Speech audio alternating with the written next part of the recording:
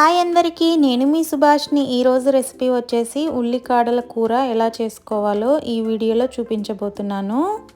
వీటినే spring onions అని కూడా అంటారు. వీడియో అనేది ఎక్కడ స్కిప్ చేయకుండా ఫుల్ వీడియో అయితే చూసేయండి. ముందుగా నా ఛానల్ చూసినట్టయితే లైక్ చేయండి, షేర్ చేయండి, సబ్స్క్రైబ్ చేసుకోండి. పక్కనే ఉన్న బెల్ ఐకాన్ని క్లిక్ చేయండి, అప్పుడే నోటిఫికేషన్స్ వస్తాయి. లేట్ చేయకుండా వీడియోలోకి వెళ్ళిపోదాం. ఇక్కడ నేను ఒక చిన్న కట్ట స్ప్రింగ్ ఆనియన్స్ అయితే తీసుకున్నాను. వీటిని నీట్గా అయితే మనం ఇలా నీట్గా అయితే కట్ చేసుకొని పైన ఉన్న స్కిన్ అంతటిని పీల్ చేసేసుకోవాలి నీట్గా. ఇలా అయితే నేను నీట్గా తీసేస్తున్నాను, చూసారా? ఈ విధంగా అయితే మనం తీసేసుకోవాలి. అప్పుడే మనకి మట్టి ఉంటుంది కదా, అది అనేది నీట్గా అయితే పోతుంది. ఇక్కడ నేనైతే మొత్తం స్ప్రింగ్ ఆనియన్స్ అంతటిని నీట్గా ఒలిచిపెట్టి ఉంచుకున్నాను, చూసారా? వేస్టేజ్ అనేది చాలా ఎక్కువగా వచ్చేసింది. ఇలా మొత్తం అయితే నేను నీట్గా తీసుకొని వాష్ చేసుకొని ఉంచుకున్నాను. ఇప్పుడు నేను వీటన్నింటిని చిన్న చిన్న పీసెస్గా అయితే కట్ చేసుకుంటున్నాను. ఈ విధంగా అయితే కట్ చేసుకోండి, అప్పుడే మనకి కర్రీ అనేది చాలా టేస్టీగా, చాలా అంటే చాలా బాగా వస్తుంది.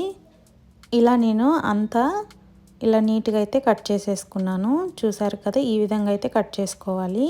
ఇప్పుడు స్టవ్ ఆన్ చేసుకొని చిన్న ప్యాన్ పెట్టుకొని 2 టేబుల్ స్పూన్ ఆయిల్ అయితే వేసేసుకున్నాను. ఇక్కడ ఆయిల్ అయితే వేడయ్యాక ముందుగా కట్ చేసి ఉంచుకున్న స్ప్రింగ్ ఆనియన్స్ ఉన్నాయి కదా, అవైతే దీంట్లో వేసేసుకున్నాను. అదేవిధంగా కరివేపాకు రెమ్మలను కూడా వేసుకున్నాను. ఇవి మొత్తం వేగేలాగా నీట్గా అయితే కలిపేసుకున్నాను. సో ఇక్కడ 1 స్పూన్ జింజర్ గార్లిక్ పేస్ట్ కూడా వేసేసుకున్నాను. ఇది మొత్తం లైట్గా ఫ్రై అయ్యాక ఒక 4 టమాటో అయితే చిన్న చిన్న పీసెస్గా కట్ చేసుకొని ఇలా అయితే వేసేసుకుంటున్నాను. ఇలా టమాటో వేసుకోవడం వల్ల స్ప్రింగ్ ఆనియన్స్ కర్రీ అనేది చాలా అంటే చాలా టేస్టీగా వస్తుంది. సో ఇవి మగ్గే విధంగా క్యాప్ పెట్టేసి 2 మినిట్స్ అయితే ఉంచుకోవాలి. 2 మినిట్స్ అయ్యాక ఓపెన్ చేసి చూస్తున్నాను. టమాటో మొత్తం నీట్గా అయితే మగ్గిపోయింది.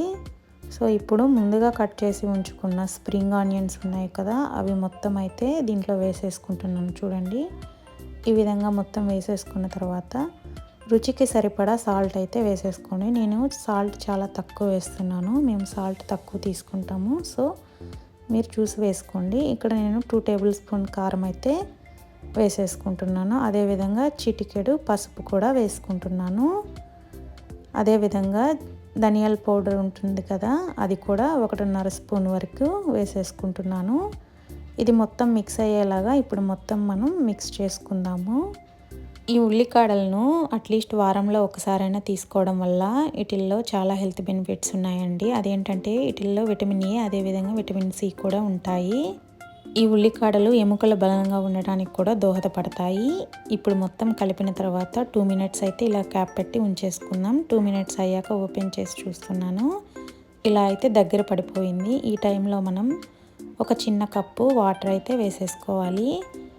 ఇలా వాటర్ వేసుకున్న తర్వాత మొత్తం మిక్స్ చేసేసి ఇలా మళ్ళీ తిరిగి క్యాప్ పెట్టేసుకోవాలి. ఇలా క్యాప్ పెట్టుకున్న తర్వాత ఒక 5 మినిట్స్ అయితే వదిలేయాలి. సో కర్రీ అనేది మనకి దగ్గర పడిపోయింది, చూసారా? ఇలా ఆయిల్ అనేది పైకి వచ్చేస్తుంది, అప్పుడు మనకి కర్రీ అనేది నీట్గా కుక్ అయినట్టు. సో ఇప్పుడు మనకి ఉల్లికాడల కర్రీ అనేది రెడీ అయిపోయింది, చూసారా?